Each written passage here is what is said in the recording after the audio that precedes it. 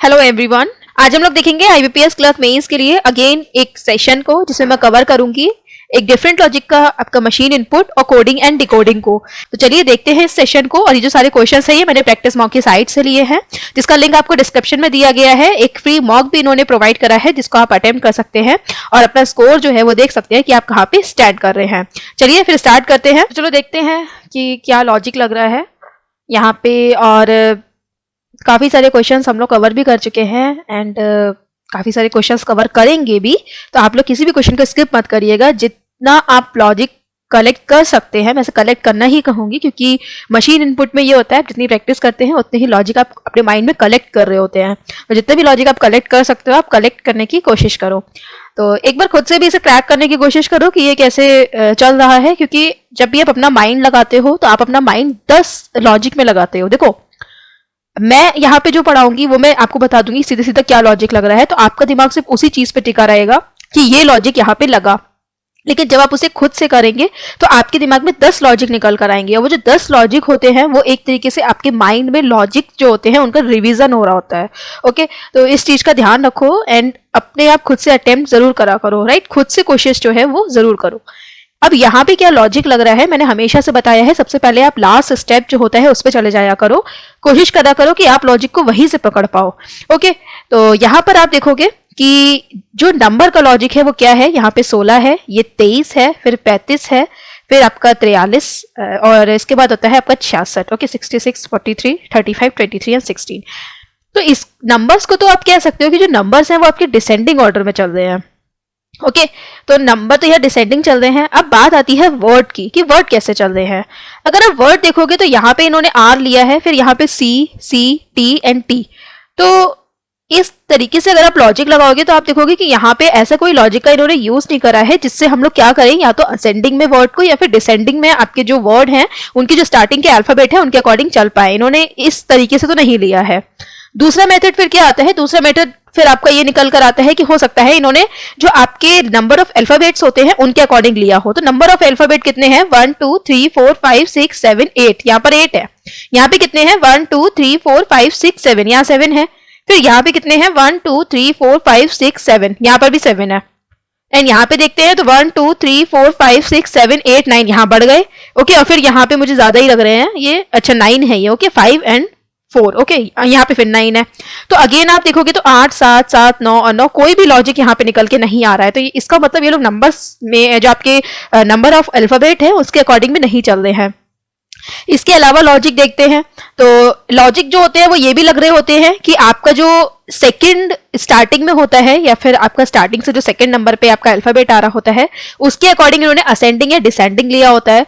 तो उसके अकॉर्डिंग देखोगे तो यहाँ पे तो क्या आ रहा है, ई आ रहा है, फिर यहाँ पे एच आ रहा है, फिर यहाँ पे ओ आ रहा है, यहाँ पे आर है और यहाँ पे एच है। तो यानी कि इन्होंने असेंडिंग एंड डिसेंडिंग आपका जो सेकंड है, सेकंड लेटर जो है उसके अकॉर्डिंग भी नहीं लिया है। क्यों? क्योंकि ई के बाद एच आता है। ओके, एच के बाद ओ आता है, फिर ओ के बाद आर होता है। ठीक है, लेकिन फिर यहाँ पर क्या आ गया, एच आ गया। तो अगर यहाँ पे एच आ गया तो हम अगेन नहीं बता सकते कि ये इस तरीके से लिया गया है। ओके, अब बात करते हैं यहाँ पे लास्ट में आ जाते हैं, लास्ट के जो आपके अल्फाबेट्स हैं उस पे। तो यहाँ पे क्या है, टी है, यहाँ पे एस है, यहाँ पे फिर टी आ गया तो हम यहीं पे रुक सकते हैं। देखो T S T. Okay, and यहाँ पर आ गया ई और फिर यहाँ पर एस। लास्ट वाला जो आपका लेटर है उसके अकॉर्डिंग भी ये लोग ना तो डिसेंडिंग में चल रहे हैं ना ही असेंडिंग में चल रहे हैं। अब लास्ट के बाद एक लॉजिक हमारा और बचता है, वो लॉजिक ये है कि आपका जो सेकंड लास्ट है उसके अकॉर्डिंग देख लें। इसके अलावा जो और लॉजिक होते हैं वो ये भी होते हैं कि कभी कभी आपका जो स्टार्टिंग से जो थर्ड नंबर पे होता है उसके अकॉर्डिंग भी ये लोग असेंडिंग एंड डिसेंडिंग दे देते हैं, या फिर एंड से जो आपका थर्ड होता है उसके अकॉर्डिंग भी असेंडिंग या डिसेंडिंग दे देते हैं।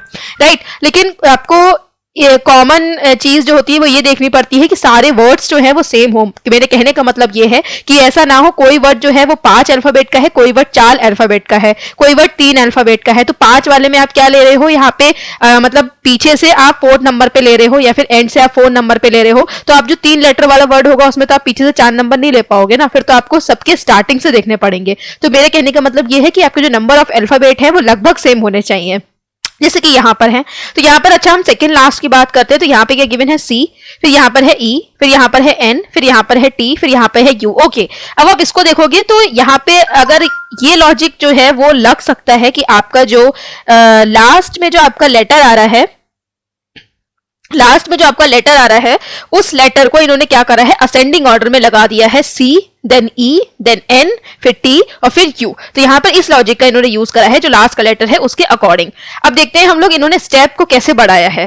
तो फर्स्ट स्टेप इन्होंने क्या करा है, फर्स्ट स्टेप ये है आपका इनपुट, और स्टेप में इन्होंने ये करा है कि सबसे पहले जो आपका असेंडिंग के अकॉर्डिंग जो पहला अल्फाबेट आता है उसको यहाँ पे रख दिया है, जैसे कि आया यहाँ पे सी, तो सी यहाँ पर आएगा, तो सी यहाँ पर आएगा, इसलिए इन्होंने रिस्ट्रिक्ट जो पूरा आपका वर्ड है उसको यहाँ पे ले लिया है। और जो नंबर है उसमें सबसे जो आपका सॉरी यहाँ पे जो नंबर है उनको कोई चेंज नहीं करा है, जो आपका रिस्ट्रिक्ट है उसको ले लिया है। उसके बाद ट्रांसलेट 35 कमेंट 43 66 चेंजेस 16 फिर ट्रेजर्स और रिस्ट्रिक्ट आगे चला गया 23 ऐसे ही लिख लिया है।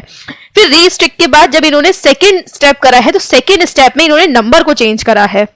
ओके पहले वाले में क्या करा, इन्होंने वर्ड को लिया और सेकंड में फिर इन्होंने नंबर को लिया। तो सेकंड में जब इन्होंने नंबर को लिया तो नंबर कैसा लिया, नंबर इन्होंने सबसे बड़ा लिया है, राइट, क्या लिया है, सबसे बड़ा नंबर लिया है और फिर सबको एज इट इज उतार दिया है। अब देखो पहले इन्होंने वर्ड लिखा फिर इन्होंने नंबर लिया, अब ये क्या लेंगे, अब ये वर्ड लेंगे। वर्ड कौन सा लेंगे, जो सी के बाद जिसका जो अल्फाबेट आता है उसके अकॉर्डिंग लेंगे। तो सी के बाद क्या आएगा आपका, यहाँ पे देखोगे तो गिवन है, ये तो है टी, यहाँ पर है एन, यहाँ पर है ई और यहाँ पे है यू। तो क्या आएगा सी के बाद आएगा ई। तो इन्होंने क्या ले लिया, चेंजेस ले लिए, बाकी एज इट इज उतार दिया।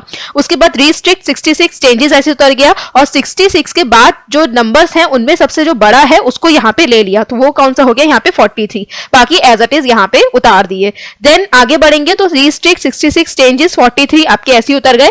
तब आप देखोगे तो यहाँ पे जो आपका ई है, ई के बाद यहाँ पे कौन सा अल्फाबेट आएगा, टी एन और यू में से, तो वो आएगा एन, इसलिए इन्होंने कमेंट लिखा है, बाकी एज इट इज उतार दिया है। और इसी तरह से ये आगे बढ़ते हुए चले हैं। तो इसको हम करते हैं और यहाँ पे अपने नंबर्स के अकॉर्डिंग हम इसको यहाँ पे सॉल्व कर सकते हैं। सबसे पहले जो फर्स्ट स्टेप होगा तो फर्स्ट स्टेप में हमें वर्ड को लेना है। तो हमको वर्ड में क्या कौन कौन से अल्फाबेट देखने हैं, सेकंड लास्ट देखना है। तो यहाँ पर क्या है, यहाँ पर है आर, यहाँ पर क्या है, ये है ओ, यहाँ पर क्या है, ये है जी, ये है एन और ये है ई, राइट। तो सबसे पहले जो है वो कौन सा आएगा, सबसे फर्स्ट स्टेप में हम किसे लेंगे, तो हम सबसे पहले स्टेप में ई वाला लेंगे। तो फर्स्ट स्टेप में ये आगे जाएगा, बाकी सब एज इट इज उतर जाएगा। बात करते हैं सेकेंड स्टेप की। तो सेकेंड स्टेप में हम क्या करेंगे, सेकेंड स्टेप में हम लेंगे वो नंबर को जो कि सबसे बड़ा नंबर है, तो वो क्या है 69। तो सेकेंड स्टेप में ये आएगा, बाकी ये सब एज इट इज उतर जाएगा।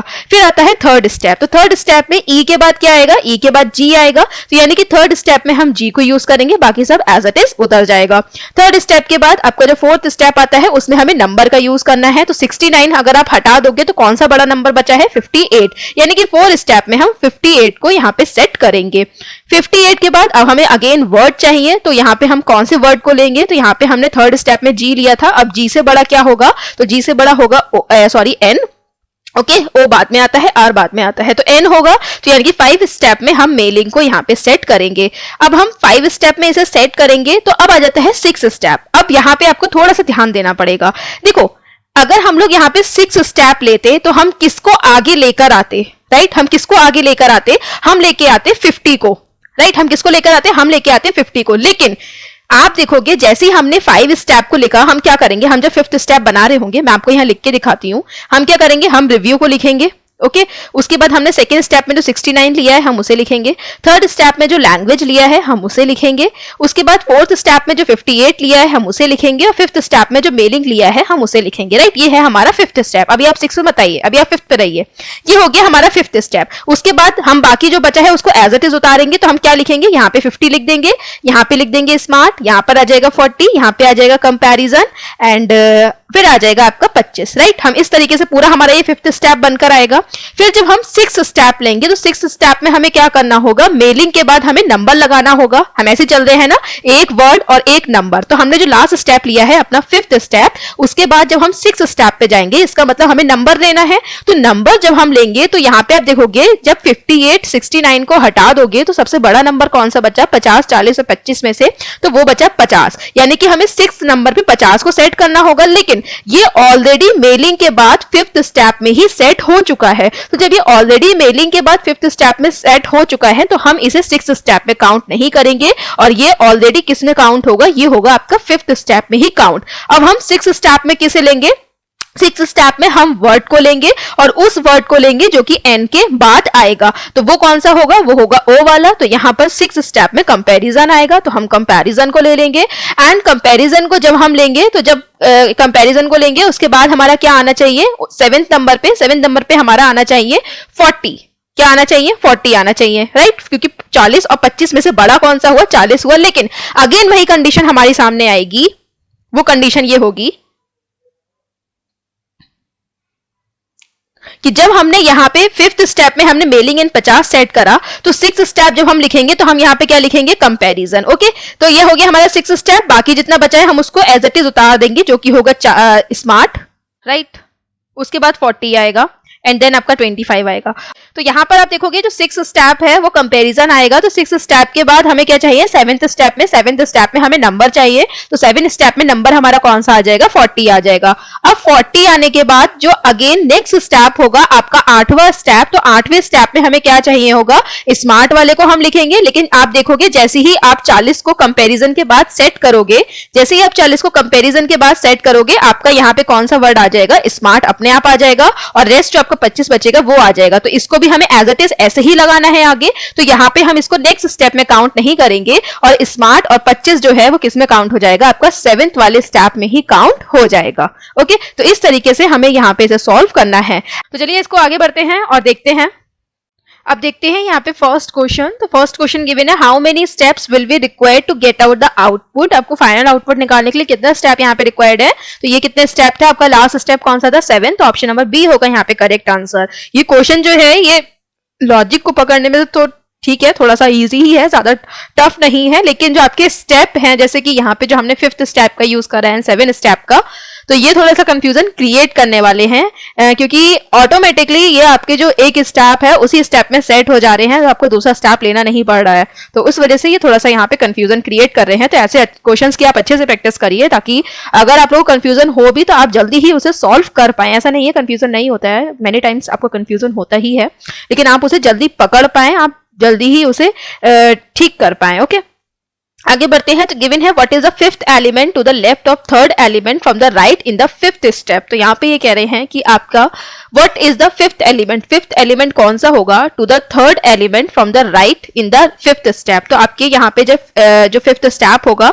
उसमें 1 2 3 के बाद आपका यहाँ से जो थर्ड एलिमेंट होगा उसकी लेफ्ट में, यानी कि 1 2 3 4 5, यहाँ पे कौन सा एलिमेंट होगा उसको हमें बताना है फिफ्थ स्टेप में। तो ये टोटल कितने एलिमेंट हैं, आप देखोगे 1 2 3 4 5 6 7 8 9 एंड 10 है। और ये कितने हो गए, 1 2 3 4 5 6 7 और 8 हो गए, तो 9 और 10। आप दो को और लिख दो। अब फर्स्ट स्टेप में हमारा रिव्यू आएगा, फिर सेकंड नंबर पे क्या आएगा, 69 आएगा, और थर्ड नंबर पे आएगा लैंग्वेज, यानी कि इस पोजीशन पे क्या आएगा, आपका लैंग्वेज आएगा। तो आपको सारे ही लिखने की जरूरत नहीं है, खाली ये देखो कि फिफ्थ स्टेप तक आपको यहां तक कौन सा आ रहा है। ओके, तो आपको खाली यहां तक फाइंड करना है, तो खाली आप लैंग्वेज यहां पे लिखोगे, ऑप्शन नंबर डी होगा इसका करेक्ट आंसर।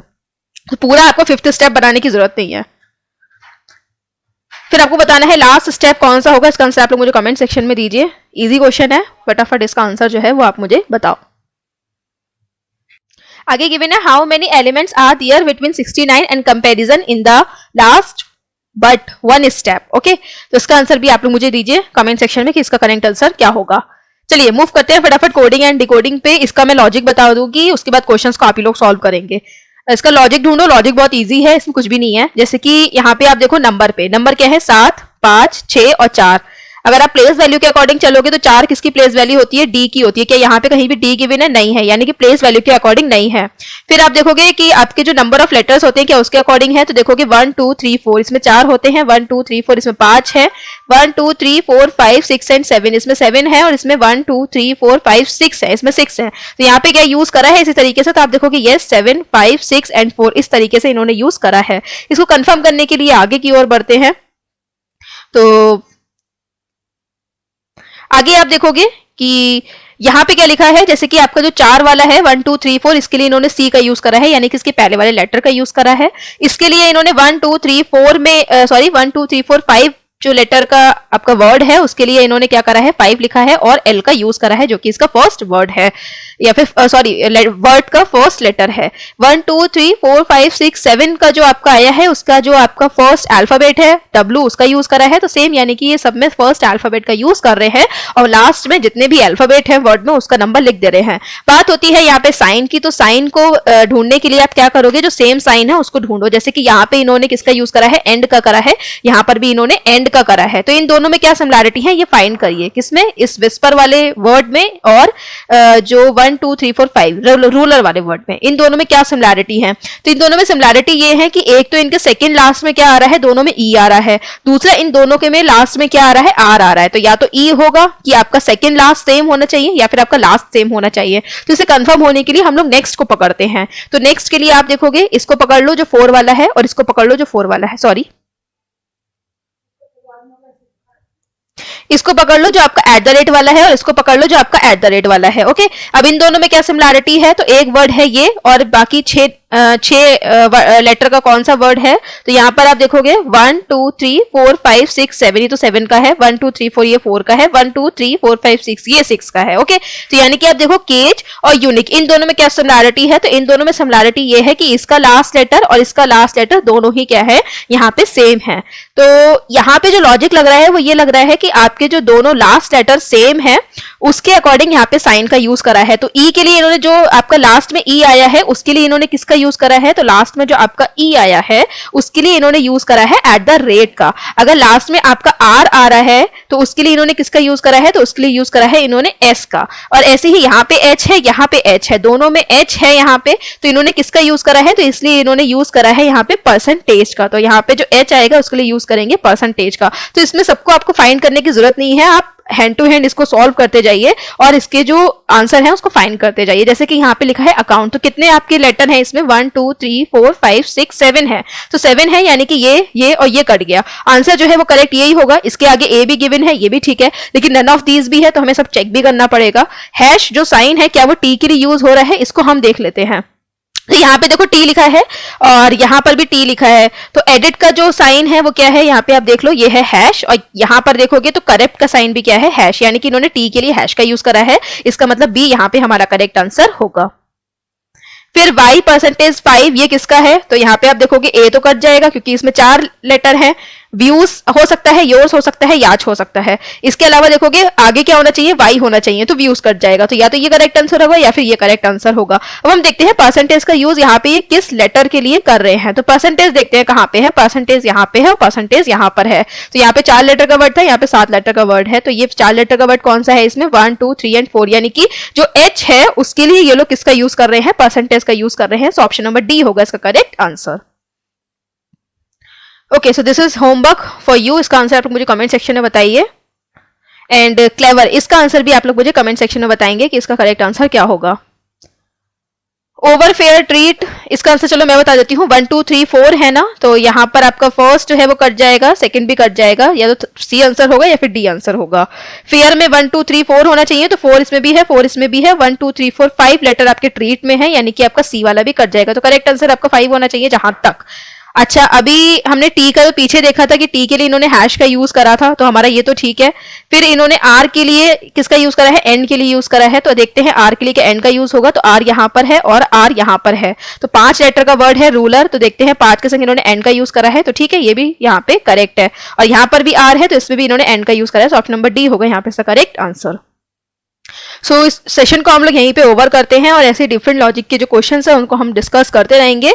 तो बने रहिए करंट अफेयर्स फंडा पे। Thanks for watching this video, have a good day.